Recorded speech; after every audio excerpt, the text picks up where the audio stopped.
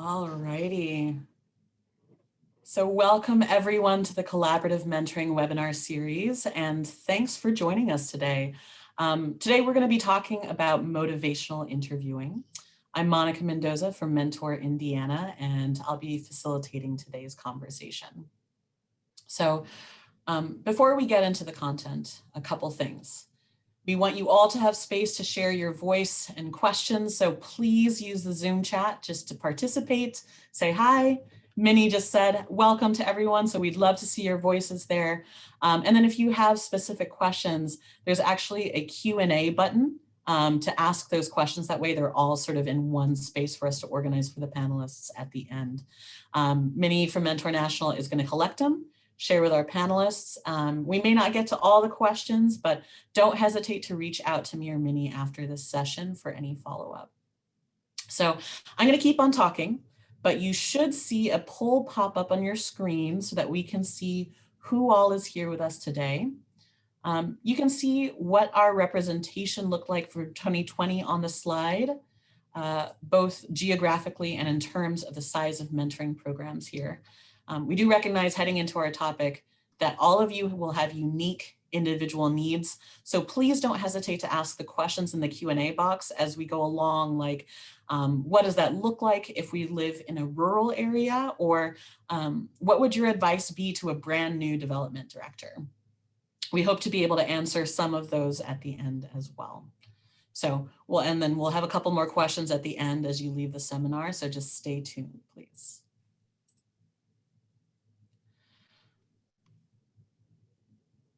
So last note before jumping in, this webinar will be available in video and PDF format on the Collaborative Mentoring Webinar Series website, and you can find us on Mentor's YouTube page as well. The structure of today's webinar is going to be fairly informal. Shaunna, Karen, and I have had a great time chatting about key points and experiences they could bring to the table today, and we'd love for you to be able to jump in on that conversation.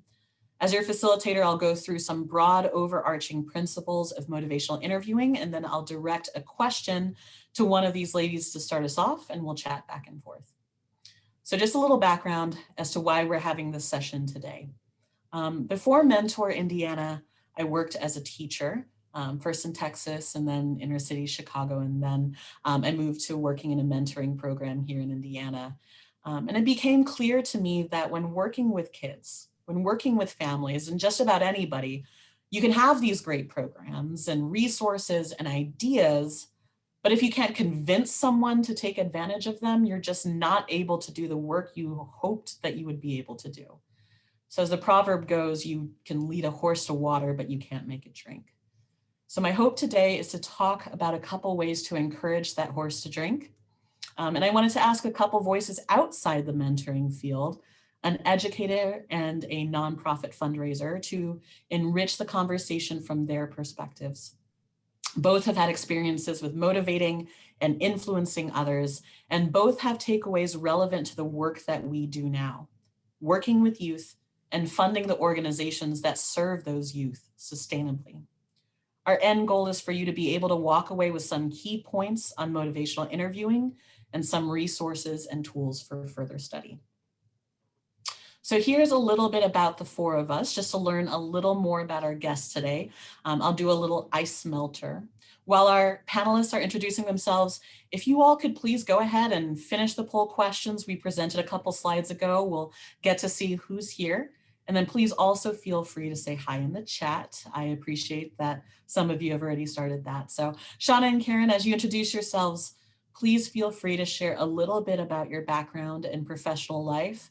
But my icebreaker question is, tell me about any funny or quirky stories that have come up in trying to motivate or gain buy-in from the absolute toughest of boulders to budge your families. So Shaunna, can we start with you? Absolutely. Hello, everyone. My name is Shaunna Finley. I am a forever educator, and in a prior life, I was a high school principal of an adult high school, as well as a traditional public school. I also worked as an assistant superintendent, and currently I work for communities and schools as the principal of external professional development. I design curriculum and train school leaders, and as well as nonprofit leaders, on how to implement integrated student supports into their organizations. I'm also a school board member in the community where my family and I reside. I will be addressing topics related to youth and their support systems, including their parents and guardians. Just to give you a little bit of background about me, I'm outnumbered in my home by a husband and 3 wonderful sons. My husband coached Pop Warner football.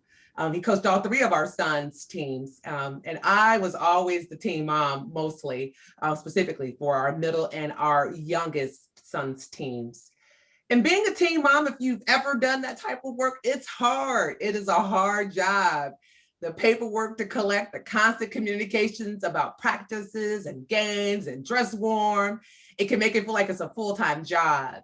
So I would have at least maybe 20 to 25 kids on the team, and my husband, as well as his coaches, knew that once a kid was injured or crying or whatever, when they came off the field, they were my responsibility. So here's my big boulder. One of the players got injured in a regional championship game.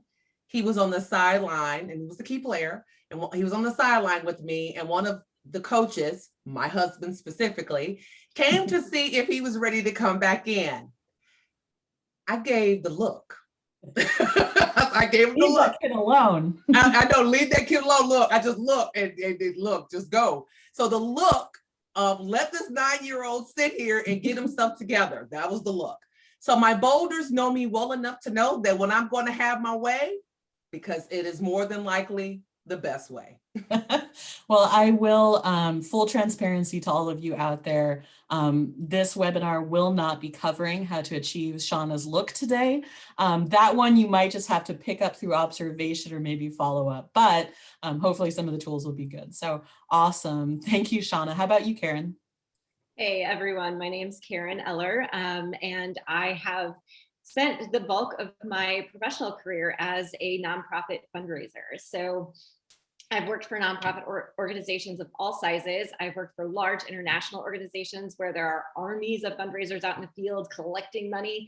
And I've also worked for really small startup fundraising, starting fundraising programs for small nonprofits, and really have enjoyed the spectrum of both of those experiences and all of those experiences combined. So while I switched to consulting about 10 years ago, I really felt like there was a niche that was needed for the small to mid-sized nonprofit where they didn't necessarily have the financial accessibility to have fundraising consultant. It can often cost thousands of dollars, and they were doing such important work in our community. So I really wanted to bridge a gap between some of the smaller nonprofits and get them just some quick information that'll make their fundraising more efficient. And so that's really what I focus on today. So while I've worked in every aspect of fundraising, I specialize in major gifts with individuals. So I just wanted to acknowledge that everyone here has different types of funding that they receive, that you might get it from foundations or government grants or corporations, direct mail. And I just wanted to call out my personal lens, which is on those individual donors, and say that just because you may not have individual donors, that's okay. All of this stuff is going to apply to everyone who's here, no matter how you go about getting funding for your organization. So I also acknowledge that everyone here is in a different place with their fundraising goals and needs and even their level of engagement. So I have 3 key objectives for this session. And one is for you to walk away feeling from this presentation that you do have a role to play in fundraising, even if you don't feel like that right now, even if it's not your specific job. I feel like everybody plays a role in fundraising, and it's so important to have everyone engaged. Second of all, I want to make sure that you have some steps to cut through some of the clutter, because one of the hardest things about fundraising is that you've got things flying at you from every direction, and it's really hard to stay focused. So I think that some of these topics we're going to talk about can help hone in on maximizing that time. And the third thing I wanted to have you all walk away with is just awareness of how these interpersonal skills that we're talking about today really play a role in relating to your donors and connecting with funders that will help them maximize their giving to your organization. So those are my 3 main objectives for doing this exercise with you all. And oh gosh, my tough boulder to budge. It is nothing compared to Shaunna's. Let me tell you, I did not manage a football team full of children. That is terrifying to me. But I did have a 7-year-old have to go through first grade remote learning for the last year. And my donors could give me nothing in resistance compared to my one 7-year-old getting through her math and writing assignments on a daily basis. So after I had read through some of the motivational interviewing tactics here, I was like, oh, I really could have worked more on my rolling with resistance and brought more awareness to that as a parent in getting my boulder to budge. Awesome, thank you. And Minnie, if we can go ahead and collect the poll so that we can see and share who all here is represented, that would be wonderful. So it looks like we have many experienced professionals here today, mentoring practitioners and staff. And then as far as fundraising, generally not part of the job, but sometimes called to help out with it.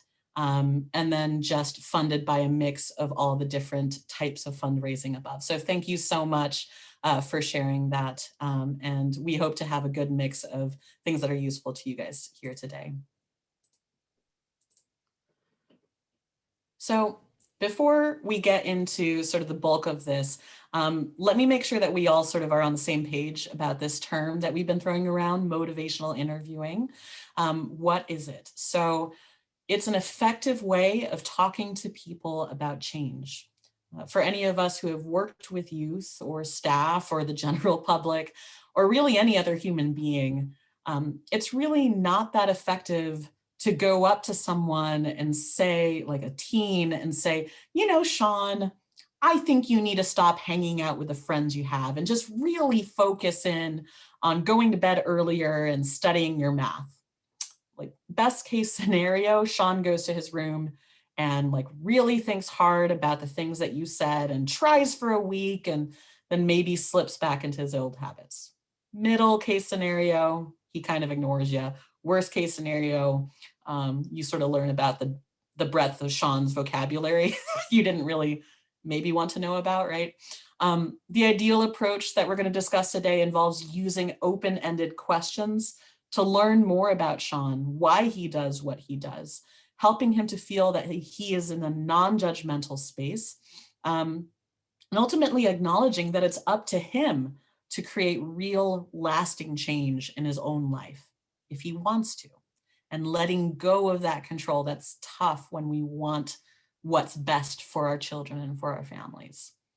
So why is that so tough? Because what you think is the ideal path is inevitably going to be different from what Sean sees as the truth of the world. All of us, even if we went to the same school as another person or grew up in the same community, has a different cultural makeup. As you can see on this slide, we tend to notice and focus on the aspects of culture that are mostly easily visible, but there are deeper areas, justice, values, thought patterns, self-concept, roles, that are just as unique to who we are and how we see the world. So at all points in time, with all people, if you find yourself yelling or passing judgment, it's important to remember that the person across the table isn't maladapted.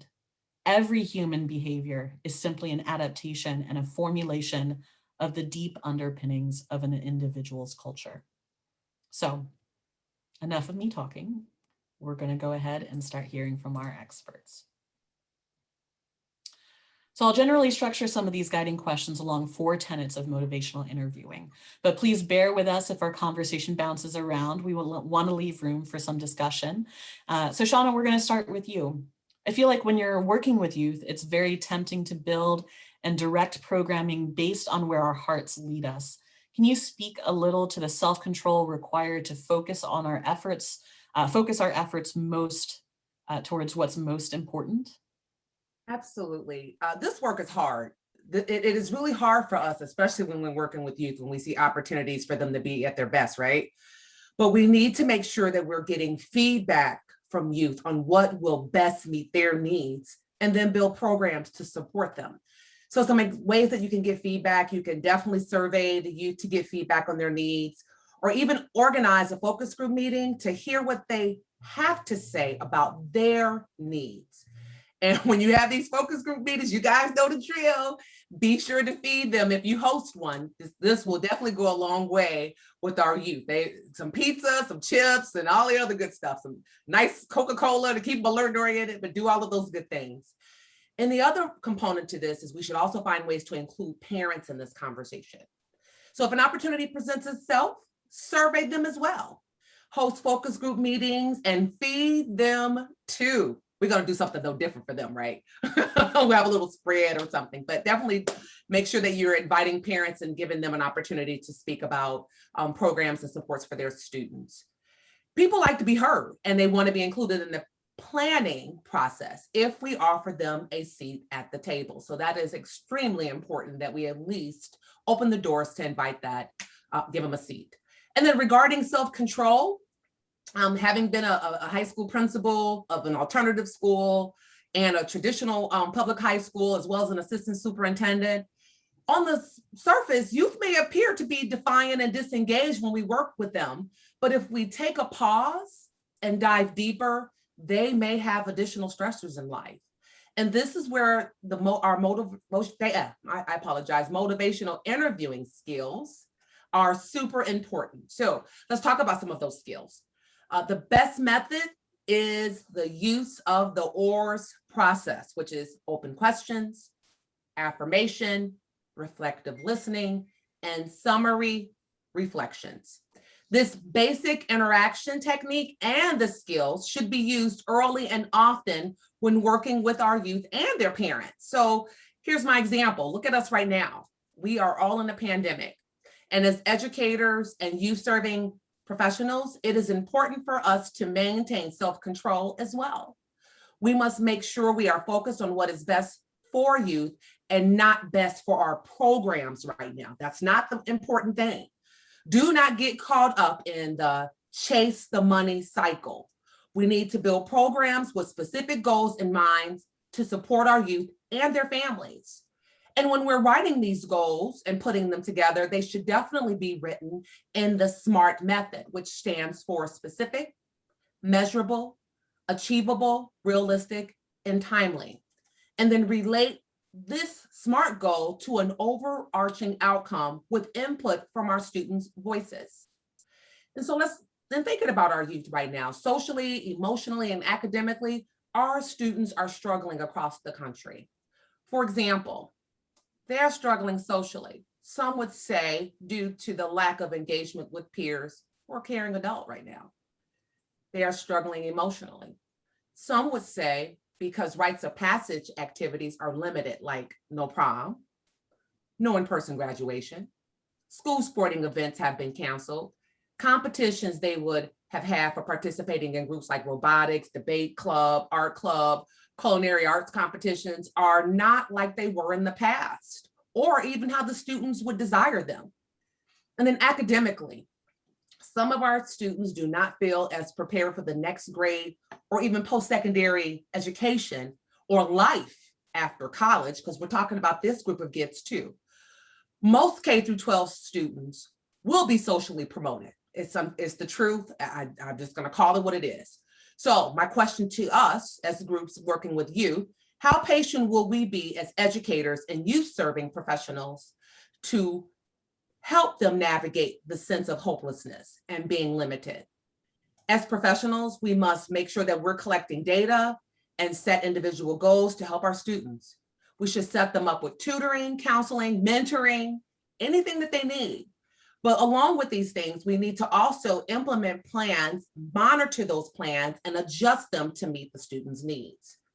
We need to be patient as we use the OARS process to help them figure out how to navigate their futures. So I'll close with this statement. Right now, it can seem like so much is out of control and more personally out of our individual control. There is both uncertainty about the future of ours and our real limits placed on the choices we can make right now, where we can go and who we can be with, but perhaps that which seems to limit our control can be a greater opportunity for control. Oh, awesome. Thank you so much, Shaunna. You know, I was just speaking with a colleague about the importance of applying our knowledge of ACEs and stress responses to our own work. If we don't have the discipline to self-care, to take a breath, to refill our own buckets, it's going to be hard to extend that care and patience to these kids. And now, Karen, I know that in our discussions beforehand, you'd shared something from your perspective about the brand of self-control needed for fundraising that we may not always recognize as newcomers to the game. Yeah, so it was interesting to think about it as self-control. I usually think about self-control in terms of discipline, because I think that when some people come into the world of fundraising who maybe haven't been exposed to it before, they are thinking that it's kind of like buying a lottery ticket. You're like, I just got to find that one donor and it's going to change the world for everybody. If I could just get Beyonce to donate a concert, we would fund ourselves for the next 10 years. It would be amazing. And yes, if you know Beyonce, by all means, ask her to put on a benefit concert for you. The reality is, though, for the rest of us that are out in the world, we don't know Beyonce. And so a lot of what ends up looking like magic is actually a lot of self-control and discipline about how you manage your time. So when I'm working with executive directors and of organizations or with various folks on fundraising, one of the first things I ask them to do is to think about how much time they have to spend on fundraising, and not to guess, not to be like, oh, I mean, you can guess if you want, but what I have them do is actually track their time. There are various apps that you can do this and just click it on anytime you're doing fundraising work. And the odds are you're probably doing more or less than what you think you're spending. So if you can figure out an amount of time that you have where you've got like an hour a day, that may not seem like a lot, but that may be all you have to spend on fundraising. So that makes it even more important that you go back to the goals that Shaunna was talking about. Because if you only have an hour today to spend on fundraising, are you going to spend it on the phone trying to find Beyonce? Like, that is my question. Or are you going to do it engaging in your fundraising plan or figuring out the best possible way to use that time so that you can be bringing resources into your organization? So your self-control is knowing how much time you have realistically, like for real, you guys. And then secondly, asking, am I spending my fundraising time in the most productive way for my organization? Because anyone who's done anything in fundraising knows, or in organizations, nonprofits, you get things thrown at you from every level. We call them flaming hairballs. They land in your lap, and you jump up and you're like, oh, I got to solve this problem right now. And what the goals do that Shaunna was talking about is allow you to evaluate this thing flying in at me. Does this fit into what I was supposed to be doing today? Yes, no, it might. You carve those boundaries around what you feel like is the best use of your time. Or you see a flaming hairball come in, you're like, oh, actually, I think this just is a higher priority than what I thought. And so you can adjust those goals accordingly.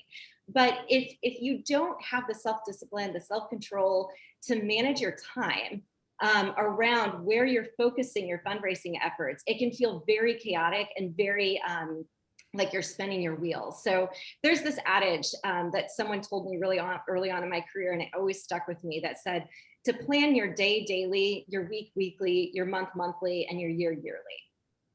And Awesome. I feel like that really begins to help you frame how you can approach fundraising in a way that doesn't take all your time away, that you're being thoughtful about where you're going, and you're also setting aside that time to set those SMART goals and to be able to focus in the areas where you really will be able to maximize your fundraising efforts. Well, and exactly as you sort of referred to before, even if fundraising isn't a part of my job description, right? Everything sort of loops back, right? Everything is interrelated. And so, even if you're working in casework and you're working directly with youth, just having that knowledge of how you use your time means that if you can get structured, you spend less time on historically the things that people love a little bit less, like the case notes and the surveys and the numbers and things like that. And you can really find more of that time to make sincere connections. Go sit on that kid's front stoop and talk to him about life. Go just visit with that family and sit at the barbecue and things like that. And those things translate into relationships which then translate into volunteer and a lot of times donor satisfaction, right? We're achieving our mission. So everything, again, just as Karen mentioned at the beginning, everything sort of interrelates, and everything is just how do we treat people and how do we work with people? So thank you so much for that. So for all of you on today's call, I'd be curious to see your responses. If you'd like to pop them in the chat, what are some of the ways that you make sure to either prepare yourselves or self-care into the best possible mindset prior to entering into difficult conversations? Or if you don't, that's okay. What stands in the way of your self-care? And as always, please feel free to ask questions as we go along. We're checking out the chat and we're keeping track of your questions. Are there any, Karen and Shaunna, are there any like quick mantras or any reminders that you guys use to try to self-care or to get centered before you have difficult conversations? Yes, for me, I have to, you heard my story earlier, I have a husband plus the 3 sons. So I have to strategically, over the years I've learned, I've got to schedule time for me to go to the gym. I've got to schedule time for me to have a coffee. I've got to schedule time for me to meet with my girlfriends. I have to strategically look at the whole family schedule, see what's happening, and then plot those dates and times on the calendar and hold myself accountable for making sure that I'm taking care of myself physically and mentally throughout this process. Because if you are not in your best frame of mind to be able to work with our youth and the youth serving professionals, you will crash and burn in this field of serving kids, because they will tug on your heart all day. I had some unfortunate, this is a side story, just really brief. I had some unfortunate news 2 days ago that 2 of my former students in my class of 2017 died in a car accident. You talk about just taking you out mentally. You start to reflect on things. So you've got to make sure that in this journey of serving our kids, and you're trying to keep them on that the path that you see that is great for them, and by supporting them, that you've got to take care of yourself as well. Awesome. Karen, any like quick mantras that you tell yourself? I think one of the most important things I've learned is that I need to distill down my objectives for my meetings in advance. So I cannot cover any more than 3 things. I need to know what I want to get out of the meeting and like refer back to that constantly. So if I have not mapped out what I need to get out of that meeting in advance, even if it's a difficult meeting, if it, maybe anybody thinks that going into a funding meeting is kind of conflict because it's hard. I think that having some, my key talking points for myself and my objectives for that meeting helps me go in and relax into whatever information I learn and be able to adapt and pivot in a way that still keeps me on track with what I'm trying to get out of that meeting. Excellent. Thank you so much. Yeah, I know that one of the leading mantras that I've always had in working with youth or staff development in any sphere is, you can't inspire calm unless you embody calm. So if we walk into a situation unprepared to manage our own triggers, our own frustrations, and unaware of our own implicit biases and defense mechanisms, the next step, empathy, is close to impossible. So thank you all. So speaking of empathy, Karen, I know that this slide really resonated with you as far as how you approach fundraising. Can you tell us a little bit more about that? I loved this slide because I feel like it really hits on all of the aspects of fundraising that really go into a fundraising meeting. So it's like if you are walking into a meeting and you are so excited about your organization and you're so excited about what you do, and you actually got to a point where you're talking to a funder, you need their money. You being me, I think that if I am engaging enough, inspiring, if I can tell them enough details, if I can wow them with our impact and our need in the community, if I can only tell them enough, they'll be able to be to see it and to give the best possible gift. And yes, donors love passion. They would not be at the table if they didn't care about what you were doing.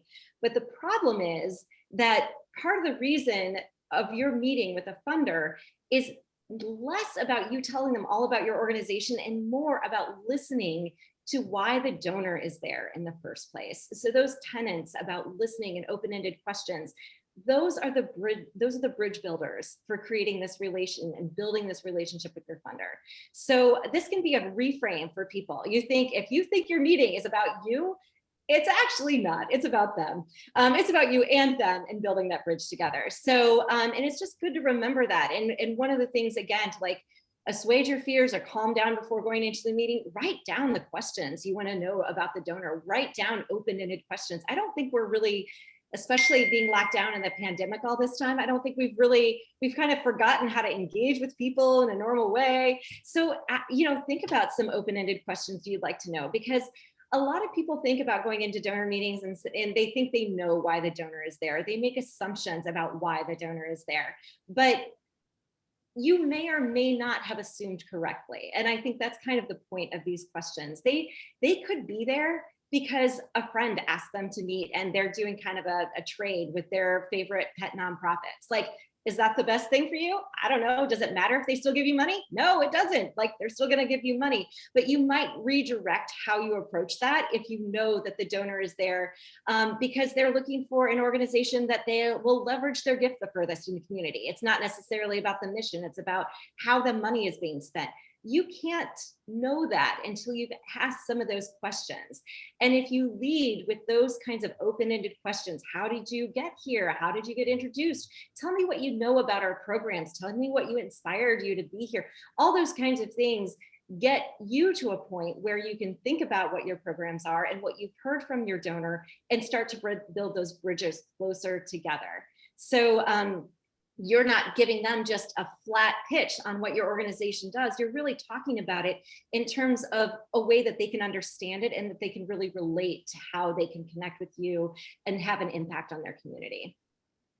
Absolutely. It's about building bridges, and don't get defensive, don't get angry, don't get frustrated, get curious. Yes. So I love that.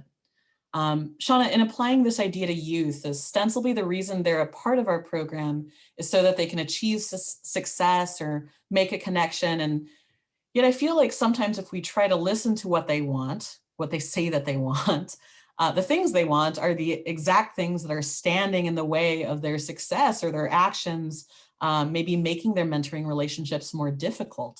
How do you build that bridge when it seems like the gap is so far? Well, as youth serving professionals, educators, whoever is on this call, we've got to find out what is driving their behaviors, right? So with tactical empathy, this does require application. So there's some work that we're going to have to do here. Number one, it requires that we're observant and then we're rephrasing emotions so we understand where our kids are coming from, right? I'll preface it with this comment. You have to start this process before high school because we all know that the high school journey brings about challenges and opportunities which are going to be unique to every young person. So we must understand their perspectives though. So let's try starting by asking about how they are doing or feeling. And as Monica stated earlier, some of it may come out as you may need the Urban Dictionary by the time you're finished with that conversation, and that's okay. That is okay. But you're asking them how they're feeling and how they're doing. Be ready for whatever comes your way. Be curious. Be intentional about asking open-ended questions so we do not impose our ideas on them, but we're listening to their ideas instead. And then let's make sure that we're clarifying their emotions. So listen and observe how the student responds to our questions and focus on the emotions that they express through words and body language. And make sure that you're summarizing what you believe you're hearing. Here's an example. You want to confirm that you've heard what they're saying by summarizing what they've said and asking, do I have that right? And I'm going to add this, you serving professionals and educators and everybody that's on this call, be genuine.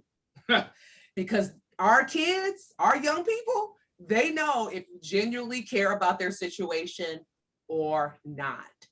And quite often, we know this, we cannot magically fix our friend, our student, or child's problems, but we can definitely show up for them.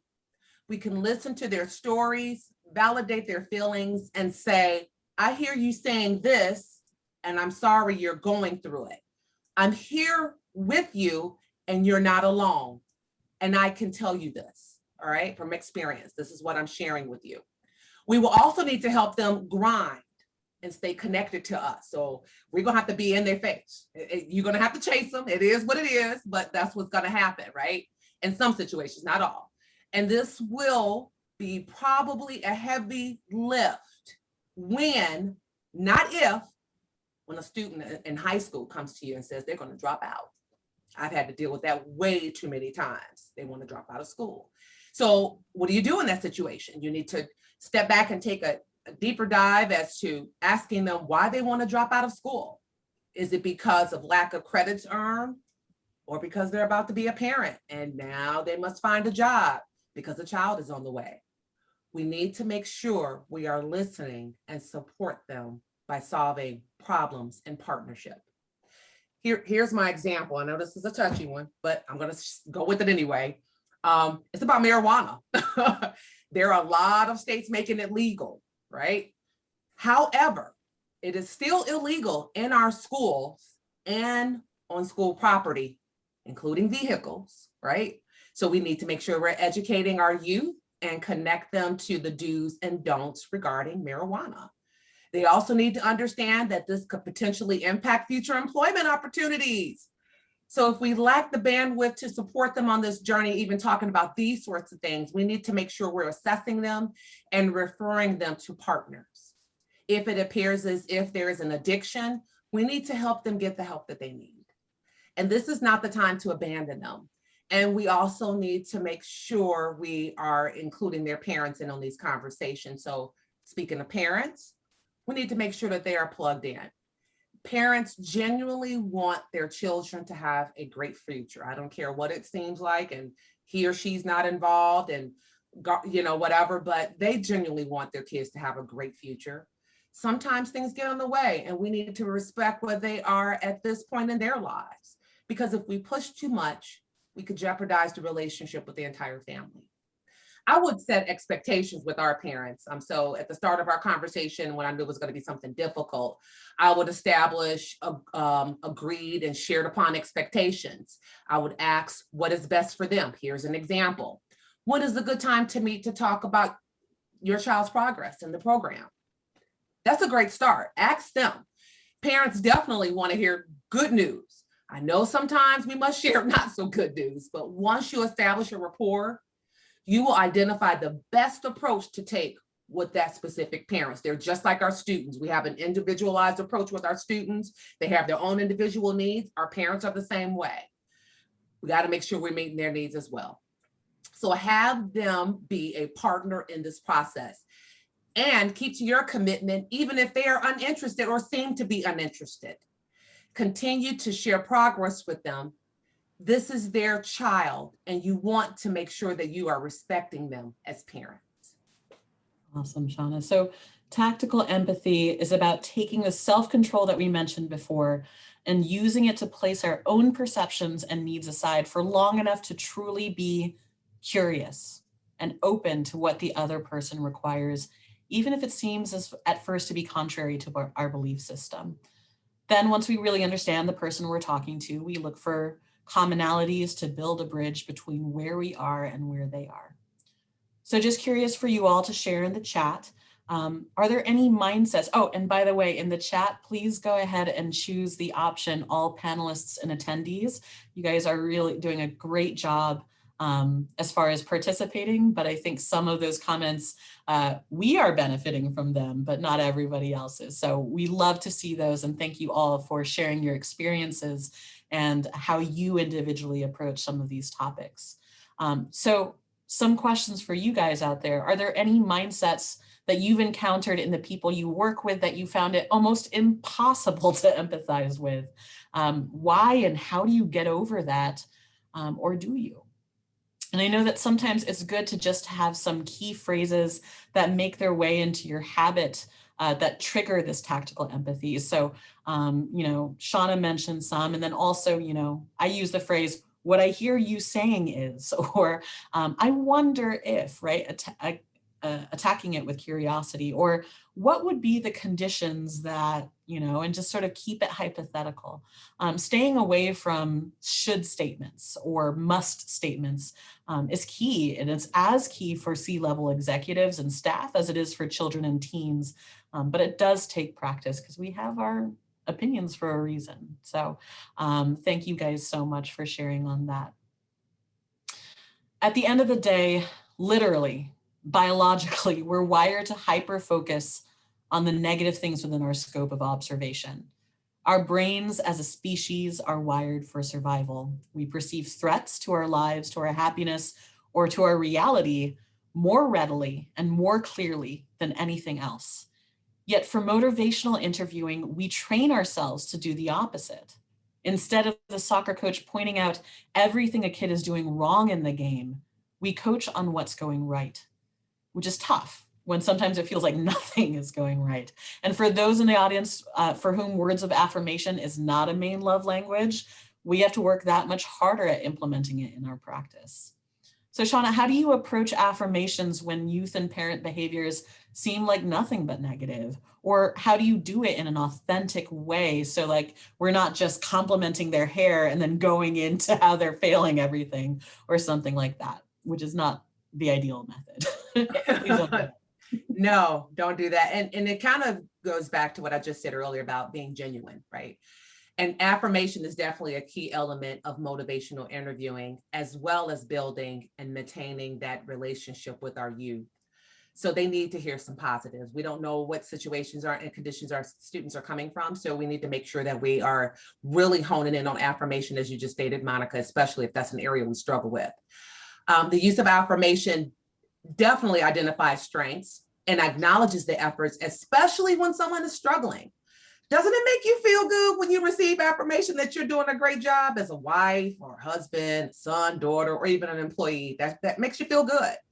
Think about our youth, especially our economically, socially disadvantaged students in the space that they're in. Personal affirmations are definitely important supportive statements to help people increase their confidence in their ability to change. Because once again, you don't know where they're coming from. So they may be getting beat down at home mentally about what they'll never amount to. So make sure that we are really honing in on affirmations. There are statements of appreciation and understanding, which are intended to make the student feel supported by someone who cares about them, to support them on their journey, regardless of the status of their behavioral changes or attempts to change. These play an important role in establishing that alliance. However, affirmations must be genuine, as I stated earlier, for them to truly resonate with our youth. And one way to ensure authenticity is to focus on positive behaviors and acknowledge small successes. So I got a student, this is a story about a parent and student doing negative things to impact their child's future. And sometimes parents, when they would come into meet with me in the office, it was them versus me, not us working together to try to change the student's behavior. So in this situation, the student was a gangbanger. I had several run-ins, me and my administrative staff, with him, another before and during after a fight. And now I will call his parents to talk about his future at our school and what all they wanted for him. And his parents were not very supportive of the consequences we had to issue after his behavior. It was a constant cycle, his 10th grade year. I mean, it was just a constant. I had to expel him for a semester, which impacted our entire school, his entire junior year of school. And this was even after we had set expectations for him. So he came back and it was his senior year and he was a totally different kid. What changed for him was he was about to be a dad. This is when the student, the family, and I were able to be in relationship. So this is meeting them when they were ready to move too. He needed to graduate from high school. We met on a regular basis. He was smiling more and gave up a lifestyle that was not conducive for his future. He buckled down and graduated. This was after several meetings with the two of us, me constantly telling him when he think he couldn't pass our state testing, you can do this, you're smart enough. He buckled down and graduated. And I'll never forget this. At graduation, his dad personally came over to shake my hand to say thank you. And this brought tears to my eyes, because I saw him a year later at a back to school rally that we had. He personally called my name to tell me that he was in an apprenticeship program, and he introduced me to his son. It is moments like these that confirm why the work that we do is so important. Shaunna, that's so great. And I think sometimes we get so focused on the traditional measures of success, grades, suspensions, etc., that we forget to celebrate the soft skills that your student showed, showing up for his family, the love and care he had for his newborn, the responsibility, his determination to do what was right, the fearlessness to drop out of the gang and hope for his future. I mean, all of those things take a tremendous amount of strength, but they're not measured on a standardized test. And yet we need to see and celebrate all of these things with our kids. So shifting gears, Karen, I'm not a fundraiser, but I feel like the idea of affirmations is something that really plays into the schmoozer stereotype if you're trying to gain funding. Is there a right way to schmooze? Oh, I cringe. I hate that word, and I hate the concept even more.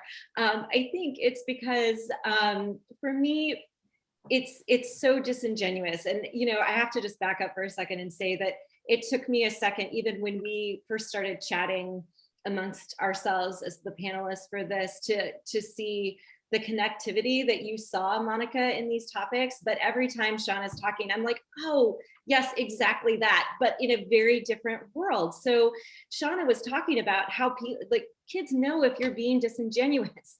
Well, funders know if you're being disingenuous too, and so do you. And that's just that feels terrible. I have to laugh because I'm like the least ideal person suited for being a fundraiser in some respects, because I just say whatever is in my head, and there's not a great filter, and I'm not graceful, and all those things. But the reality is that you don't have to be any of those things to be a fundraiser. But one of the things I do think you have to be is genuine about what you're doing and why you're talking, why you're engaging with folks. So and that means if you're building genuine relationships with these funders, that they're not money machines, right? You don't just go with your hand held out and that's not a relationship at all. So I hate the concept of smoozing, because it makes it feel like it's disingenuous, when really you're trying to build that relationship with the funder and your organization. These are not personal relationships. Obviously, you're the conduit for that, but you are connecting their relationship with your mission and how that's improving your community. So in the same way that students and all of us need to hear that validation, and that need to know that they're making a difference in this world, your funders need to know that too.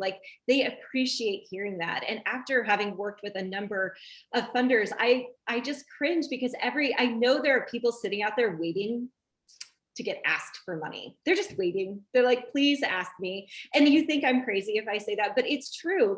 They are expecting people to come and help them know where their funding can go to make a difference in their community, because they're either too busy, or they're not informed, or they've chosen a different life path. You're doing the work that they hope that they can elevate and really make a difference in the lives of the kids and in their communities. So how do you cultivate those relationships? You don't have to be an out the door fundraiser to do that. You do not have to be an extreme extrovert who loves engaging and talking to people all the time. It doesn't hurt if that's your profession. If you feel really comfortable talking to people, that's great. If you don't, there are lots of ways that you can continue to keep your funders in the loop, and can keep them engaged and keep them feeling like the work that you're doing is making a difference, and that it brought along in that journey. Obviously they aren't the ones doing the work, you are, but the more transparency you can give to them in the impact that your organization is having, and the more that they're brought along in that process, the more in depth they can get in their role, and how they appreciate and really engage in what you're doing. So it's a little different. And I think that it takes a turn for the schmooze, because it has to be planned. And that feels disingenuous sometimes. If you are thinking about your friend Carolyn, and you're like, oh man, I miss Carolyn, I haven't talked to her in a long time, I'm gonna give her a call. Yeah, I actually still call people. I know it's crazy. I do. I love it. But you don't have time to remember things like that when you're working through a bunch of relationships that your organization holds. You still need to touch base with them. So it might seem disingenuous to be like, please call Mr. and Mrs. Smith about their gift this month. But it's a way to remind yourself that having a note in the mail, having just an outreach, or like, oh, did you hear about this program that's happening? Anything that you can do to just keep them in the fold of what's going on is not disingenuous. That's actually helping build the relationship with the organization. If you're working primarily with foundation officers, you can still work in that same sort of way. And some of the most basic things you can do to show respect and to be able to demonstrate that the funding is super important is meeting your grant deadlines, grant reporting deadlines. Those are important to foundation officers. It's a lot less squishy when you're working with foundations that have hard deadlines than when you're working with individual donors. And so you can demonstrate that relationship. You can go back to those funding, those foundation officers, ask them if you're giving them information in a way that they can use. Is it helpful? Is it a good format for them? You can ask them those kinds of questions to make sure that you're continuing those relationships. And the last thing I just want to say about it is that going back to the point where these are not money machines, like these are actual humans, whether you're talking to somebody who manages corporate giving at a corporation, or if you're talking to an individual donor, I try to make it a point to not just ask people for money. Like if you're a parent and your kid only talked to you when they wanted money, like how annoying is that? It's really annoying. So that's your funders are the same way. You need to have reasons to talk to them that is not asking for money. So if you get to December and they're ready to renew your gift and you're like, oh, I need to ask them for money, it's a little late, which is again why you go back to that planning and just like make sure that you have some touch points along the way where you're having some authentic interaction with your donor that isn't just asking them for something. And that's so relevant, I think, for casework too, that, the times that we're reaching out to talk to these parents and students and mentors is not just when we need a survey or just when we need to get a call logged. Like that's exactly kind of what kills relationships. And yet, we may feel sort of bogged down by so many different things on our plate. So that's where like the time management comes in and understanding all those things. So it's all very interrelated, just like we've talked about before. So thank you. I love it. I'm hearing from both of you that this step, affirmation, is less about flattering someone or complimenting them for the sake of getting something we want, but truly building relationships and showing the other that they have power and agency. It has to be meaningful and deep and sincere. And so as we keep chatting, I'd love to hear from some of you out there. Are there any tools that you use to assess and affirm people you work with outside the standard measures? Any reminders? I know, for example, that using a youth's chosen name and pronouns, for instance, is an incredibly meaningful affirmation to consistently implement and practice. And I shared some here, the developmental assets, values, soft skills.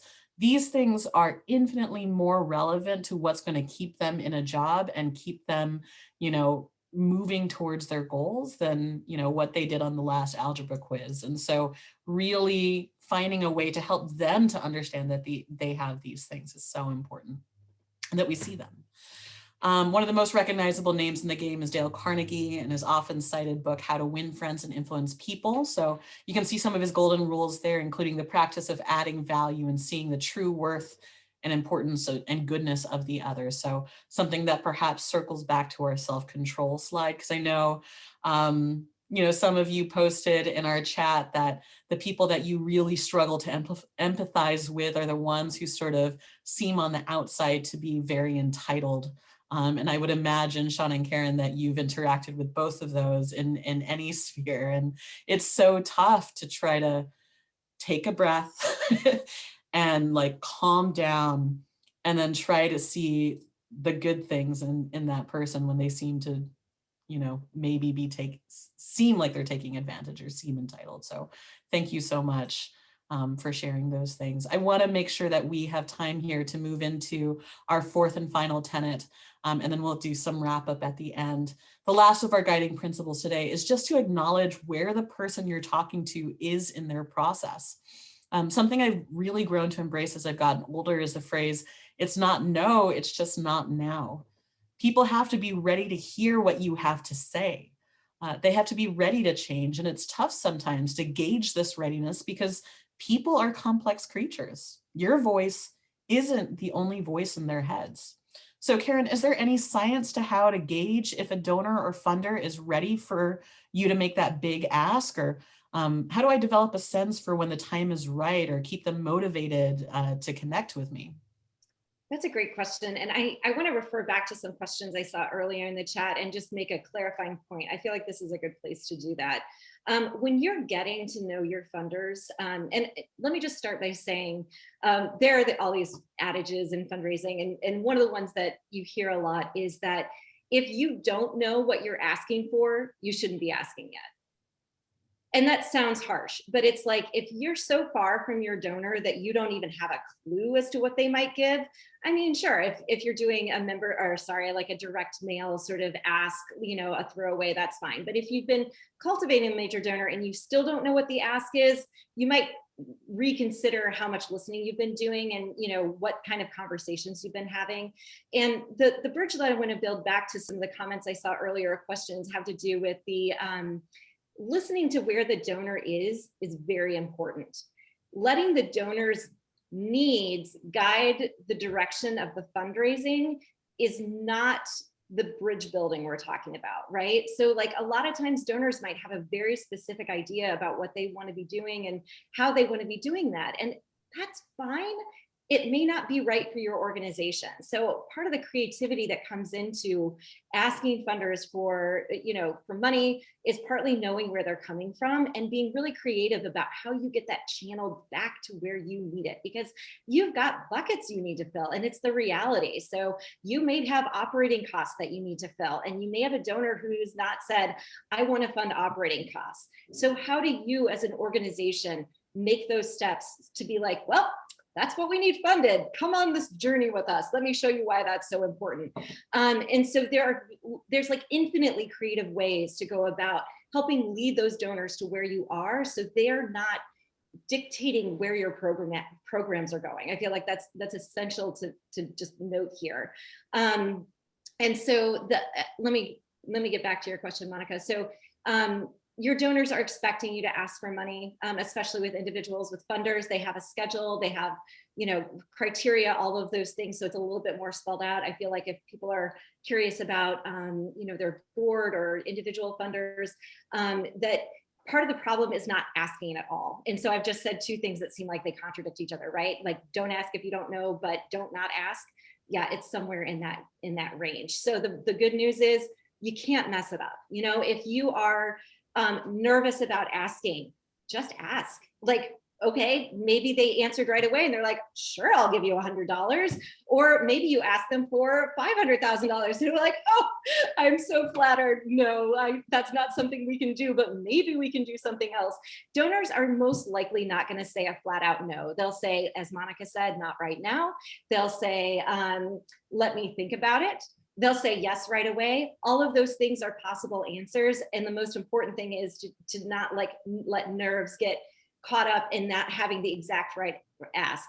Make sure it's an ask that's appropriate for your organization and for funding you need, and let that guide that conversation. All right. So once you've done your research, just go ahead and try it. Just do it. Don't be afraid to try. Collect as much information you can have, but just go for it. All right. So Shaunna, it feels like youth are never ready for the changes we feel like they need to make. And so how do we figure out how to balance patience with them waiting so long to change that they miss, and waiting so long to change that they miss major opportunities or potentially harm their future prospects? Like, how do you do that? Well, this is about you now, professional people, right? Because we are not totally in control of what they decide either. So we have to make sure we check our intention on the feedback we're giving them regarding the changes we think that they need to make as youth. And don't forget, you were once a youth too. You were once their age. Don't forget about that. And my question to you though, seriously, is why are we giving them feedback in the first place? So check yourselves at the door with this one, right? Do we genuinely want them to be more successful? I would say probably so. Are we annoyed with the student and want to let them know why? Okay, they do frustrate us. We know that's to be true as parents. And we know that to be true sometimes as teachers, as educators, as social workers, whatever the situation may be. And I'm going to ask this next question. Do we have any conscious or unconscious bias that we're looking at too? Are we trying to prove something or defend ourselves when it comes down to talking about the specific youth or the group of youth that we're working with? And do we want to control them or the situation? So I have a couple of solutions for you. Maybe develop an answer reflection worksheet that would be helpful for these types of situations. Just because our youth are quiet or not moving and pursuing the path does not mean that they do not hear or understand. People, including the youth we mentor, they sometimes need time to process the information that we're throwing at them. And sometimes it's information from you, the 10 teachers that they have, it's their coaches, it's their mom, it's their dad, it's grandmama. So they just need time to process information sometimes. This needs to happen on their term and in their time and not necessarily ours as mentors. Because there's something else out there that still exists. It's called peer pressure for our youth. And just like mentor-student relationships, there's also a peer-to-peer relationship. So when youth get stuck, these relationships become super important, especially if one relationship is stronger than the other. There are also ways to get a response from students based on how you phrase your question, as well as how you respond. So temper that as well. You can also create spaces for students and their families to meet to discuss progress. I hung out with my families all the time. So for my community where I was school leader, the perfect time for me to hang out were basketball and football games. They were a perfect opportunity for me to connect with my students and their families. This was also a time when they would have tailgating, and it would be an opportunity for me to get information, to talk to them. It's just like when students were hanging out at college for tailgating. That's how our parents were hanging out. So doing things with youth and their families also creates opportunities to build future coalitions, strategically help students in partnerships. This future coalition will give you an opportunity to be in partnership with parents to help them when they run into a wall. I recall a time when I had to help one of my mentees' families with a referral for rental assistance. Yes, principals are mentors too. We found out that mom had cancer and connected the family with all types of resources to support the entire family. This was a huge deposit into their emotional bank account, and it went a long way to support the young lady on her journey to graduation and then to college. So I do offer you this. Hang in there, be patient, let the mentee know you come from a place of care and concern, be genuine, and most importantly, be genuine because they can see right through it. So our actions must line up with our words. And it seems like there's no easy formula for doing this work. It keeps on coming back to relationships. And yet what I hear from both of you is that the work begins far, far, far before the ask or the difficult conversation happens.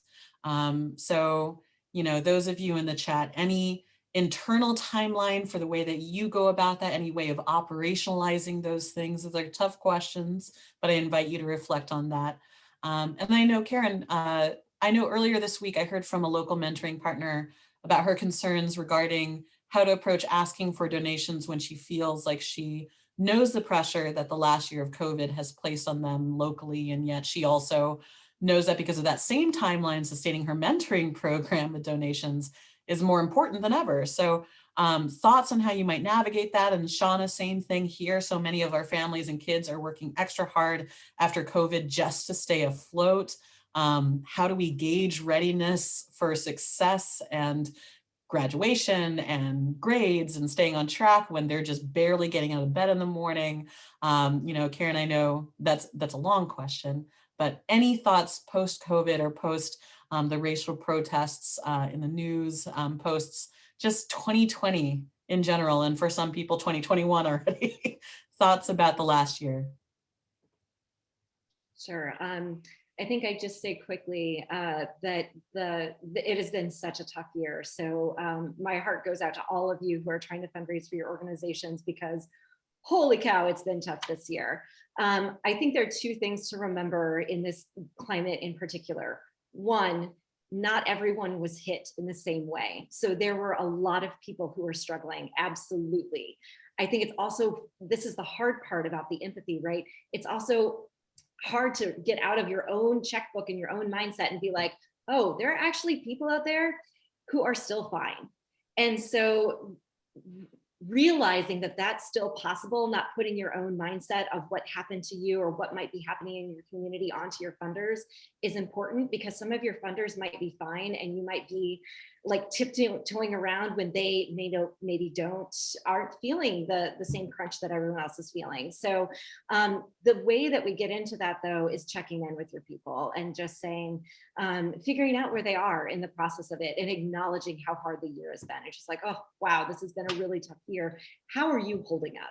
And having those kinds of conversations with your funders, again, allows you to not assume where they are and allows them to ask that question back at you. And so be prepared to answer that question for them. If they're like, yeah, this year has been really tough. How are you guys? Are you going under? And you're like, well, things are tight right now and we could really use some help.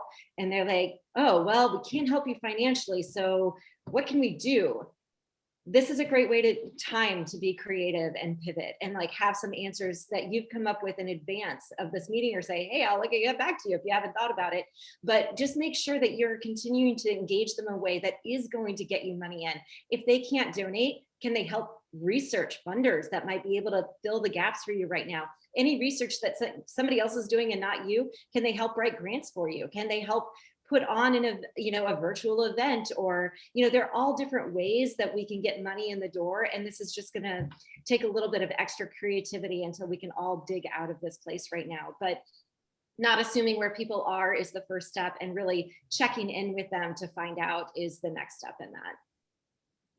And I'll piggyback off of what you just stated, Karen. Checking in, right? Check in on your families. Check in on your students. And I'm not talking about if they are doing well academically. We better make sure that we understand their non-academic needs. For example, food, shelter, clothing, rental assistance, electric bill help, counseling. Some families really need counseling. They have lost family members on this journey. And it's really hard to put the family back together, especially if it was the leader of the family, right? So we need to really make sure that we're checking in on our families, our students. Quick call, quick survey out to them. Panorama surveys, they have some things out there. Those cost money, unfortunately, but CASEL has something, it's CASEL. Those are social emotional learning resources that are available free of charge. I do know that for sure. So you want to make sure that you are checking in on your families, checking in on the students. My own personal experiences, I'm making sure that my son's, the 14-year-old that I have here at home still, making sure that his mental health is really where it needs to be before I can even get to the academic stuff. And that's just me as a mom and an educator. So I can only imagine what our students who are socially, economically, racially disadvantaged, what they're dealing with right now if they don't have the supports in place to be able to navigate COVID times and then post-COVID, because it's going to look different for our students moving forward. So that's what I would offer. Absolutely. Well, thank you both for sharing your ideas and expertise. Our hope is that this conversation, paired with the resources that we're about to share, will help you all to reframe how you approach those important conversations with your own youth or funders. I know that we're getting close to our time, so we may not be able to answer all of the wonderful conversation and questions that you all shared, but please know that Minnie and I will be collecting those answers, and I'm going to, I don't know if you guys have heard the term, like not volunteer, but voluntold. I'm potentially going to voluntold Karen and Shaunna, maybe emailing you some of those questions and answers, just so that we can make sure that we give this time and voice to you who shared that interaction with us today. I just wanted to summarize here. There's a lot of ways to remember the guiding principles of motivational interviewing. You heard ORs earlier, or rules, maybe you've heard before, but today we used STAR to summarize what we talked about today. So starting with self-control, of making sure that you're in the right mindset to have these pivotal conversations, employing tactical empathy to speak in terms of the other person's interests and values, sincere affirmation, the willingness to walk alongside their personal journey, and an awareness of their place in that journey, how ready they are for the change that you're proposing. So I've got to tell you, using this and the other tools that we've included today has been super helpful for me in at least a dozen conversations I've had since we first started building this presentation. So I hope that they'll be great organizers for your thoughts as well. As promised, we'd love to leave you with a couple tools and resources for further exploration today. One is this reflection sheet to prepare you for discussion according to the STAR framework.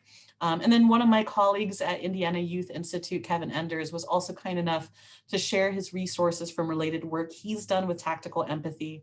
He's a huge reader and very passionate about this stuff, so you can see that he's condensed many researchers' principles into a one sheet, including everything from the principles of influence to some ideas about scripts for validation and open questioning, how to approach conversations from a psychological perspective, and more. So even though it was originally intended for teachers who work with high school students, again, people are people. So I hope you find it helpful in any of your endeavors. So that will be included in the PowerPoint that we share with you after this. And then you'll also have some clickable resources here. So when you receive the slideshow, you'll be able to navigate to this slide, click on each box to lead you to websites to explore. And a quick note that sometimes those websites are related to the content you see displayed. So for instance, for the books, Never Split the Difference and How to Win Friends and Influence People, we totally recognize that you may want to access the content without reading the book right away. So these are YouTube videos that summarize the key points. So just in case that's helpful. As always, we want to remind you about other ways to connect and find resources. Mentor Scale's impact by developing and supporting a national network of affiliates. These affiliates provide the leadership and infrastructure necessary to support the expansion of quality mentoring relationships in local communities or statewide. Mentor affiliates also serve a unique role as a clearinghouse for training resources, public awareness, and advocacy. I saw in the chat some questions about some survey tools and research-based background, so please check out the website for a lot of those resources. We encourage you to find out whether you have an affiliate in your region and connect with them to learn about local resources and training opportunities. And we encourage you to register your program with a Mentoring Connector, which is a national database of mentoring programs. This zip code searchable database allows mentors and mentees from across the country to find your program and is connected to things like LinkedIn, MBA Cares, mentor.gov, and so many other avenues of free program promotion. And then finally, check out the OJJDP National Mentoring Resource Center website for no-cost mentoring resources to help you apply evidence-based mentoring practices to your program. The OJJDP NMRC provides evidence reviews on mentoring models and mentoring for special populations, implementation resources reviewed by the NMRC Research Board, and the opportunity to request no-cost training or technical assistance. And then as a reminder, 1 week after the webinar, all attendees will receive an email with a link to the Collaborative Mentoring Webinar Series webpage where we'll post the recording.